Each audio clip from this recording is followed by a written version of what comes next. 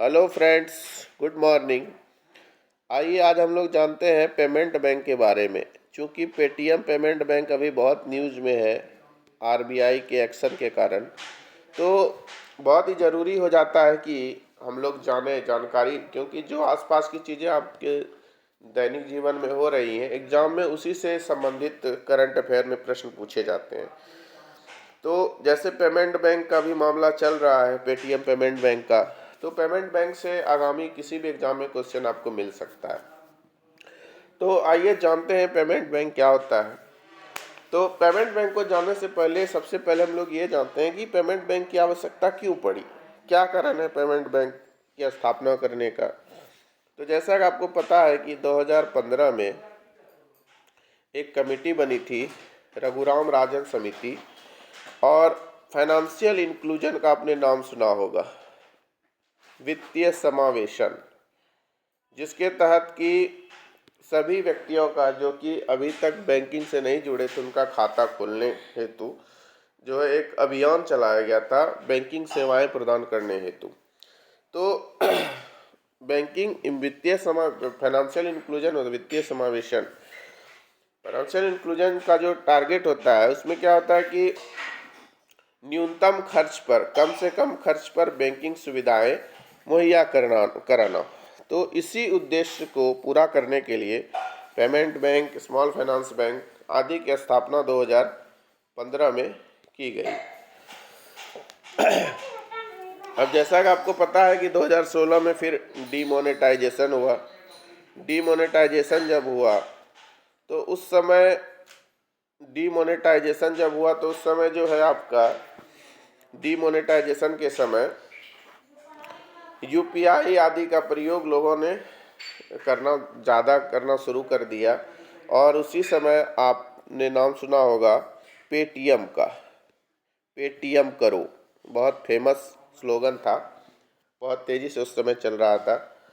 तो पेटीएम की स्थापना जो है वो 197 कम्युनिकेशन कंपनी जो है, 197 कम्युनिकेशन पेरेंट कंपनी है, उसने पेटीएम की स्थापना की 2010 में। मैं पेटीएम की बात कर रहा हूँ, अभी पेटीएम पेमेंट बैंक की बात नहीं कर रहा हूँ। और पेटीएम ने सबसे पहली बार जो है उबेर के साथ जो है वो समझौता किया और पेटीएम के माध्यम से उबेर का पेमेंट होता था। फिर 2017 में आरबीआई ने जब पेमेंट बैंकों को लाइसेंस प्रदान करने शुरू किया, तो 1 जनवरी 2017 को पहला payment bank Airtel payment bank आया। और फिर जुलाई 2017 में आपका जो है पेटीएम पेमेंट बैंक आया। ठीक है। अब सबसे पहले हम लोग पेमेंट बैंक क्यों क्या जो है, क्या क्या क्राइटेरिया है, किसको हम पेमेंट बैंक कहेंगे, पहले इसको जान लेते हैं। तो जैसा कि आपको पता है कि जो कैपिटल होता है, कैपिटल रिक्वायरमेंट पेमेंट बैंक के लिए वो 100 करोड़ होता है।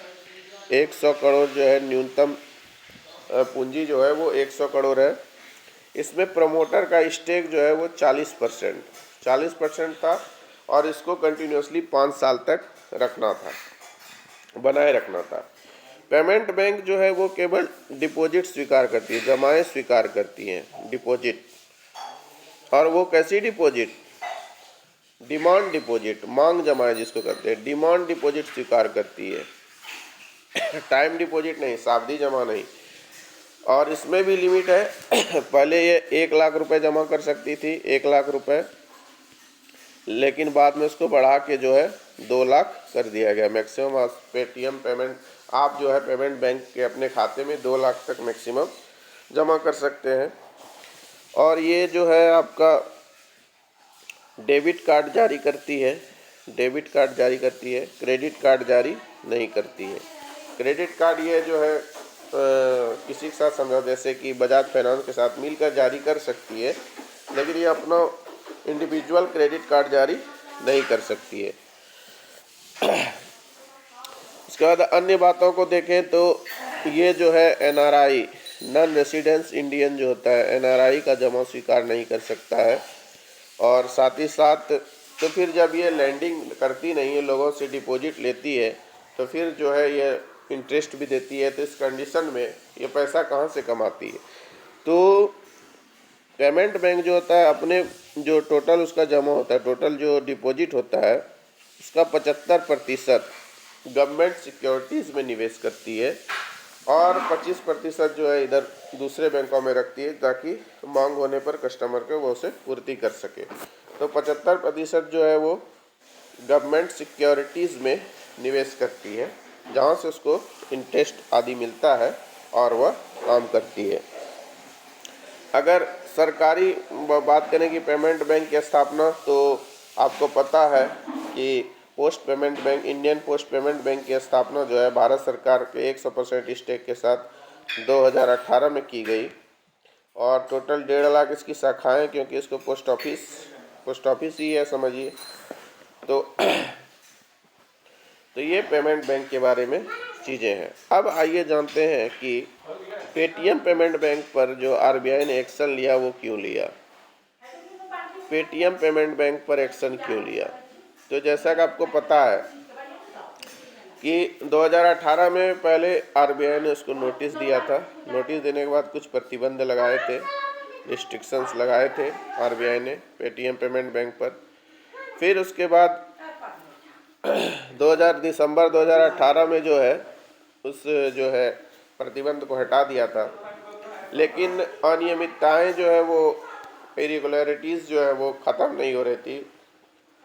जैसे कि केवाईसी स्टैंडर्ड का, पैन कार्ड, म्यूल खाते का डर। म्यूल खाते क्या होता है? जैसे कि मान लीजिए एक व्यक्ति के पास पैसा है तो वह किसी दूसरे व्यक्ति को कहता है कि आप अपना खाता खुलवा लो, उसमें पैसा, मैं अपना पैसा डालूंगा और फिर आप किसी और खाते में उसको ट्रांसफ़र कर देना, इसमें आपको इंटरेस्ट मिलेगा। तो ये खाते क्या होते हैं? म्यूल खाते होते हैं। इसका वह एक ही पैन कार्ड का कई खातों में प्रयोग। आर्म्स लेंथ प्राइस मतलब एक ही टेक्नोलॉजी का। अब पेटीएम जो है 197 कम्युनिकेशन जो है उसकी पेरेंट कंपनी है पेटीएम की, 197 कम्युनिकेशन। अब इसमें क्या है कि 190 पेटीएम में जो है 49% 19 कम्युनिकेशन का था और 51% शेखर, जो उनके मालिक हैं विजय शेखर, उनका जो है स्टेक था। और इसमें जो है कुछ विदेशी निवेश भी थे। चाइना की जो एक कंपनी है उसका भी निवेश था। तो इसमें भी कुछ क्लियर नहीं था। बेसल के मानक का भी उल्लंघन हो रहा था। जो रिपोर्ट आरबीआई मांग रही थी उसको शायद उसको प्रॉपरली जो है पेटीएम दे नहीं पा रही थी। तो इन सभी कारणों से जो आरबीआई ने पेटीएम पेमेंट बैंक पर प्रतिबंध लगाया। अब आरबीआई को ये पावर कौन देता है कि वो जो है ऐसा काम करे? तो बैंकिंग रेगुलेशन एक्ट का आपने नाम सुना होगा, BR एक्ट 1949। इसी के तहत सेक्शन 35A के तहत आरबीआई ने ये एक्शन लिया भुगतान बैंक पर, पेमेंट बैंक पर। अब इससे जो है क्या प्रभाव हुआ कि आप जो है उसके वॉलेट का प्रयोग, वॉलेट में जो है पैसा जमा नहीं कर सकते। अब जो जमा है उसको खर्च करिए, उसके बाद वो बंद। नए ग्राहक को नहीं जोड़ सकता है, फास्टैग नया जारी नहीं कर सकता है। ये सारे जो है चीज़ें बंद हो रही हैं। आप उसके QR कोड का प्रयोग कर सकते हैं अगर आपका वो दूसरे खातों से जुड़ा हुआ है। तो यही सारी चीज़ें जो है निकल कर आ रही थी पेटीएम पेमेंट बैंक के संदर्भ में। तो भुगतान बैंक, पेटीएम पेमेंट बैंक और पेटीएम पेमेंट बैंक दोनों के मुद्दों को मैंने विस्तार पूर्वक इस वीडियो में बता दिया। वीडियो आपको कैसा लगा नीचे कमेंट करके बता सकते हैं। साथ ही साथ चैनल को लाइक और सब्सक्राइब करना ना भूलें। ऐसे इंपॉर्टेंट वीडियो आपको यहाँ पर मिलते रहेंगे। धन्यवाद।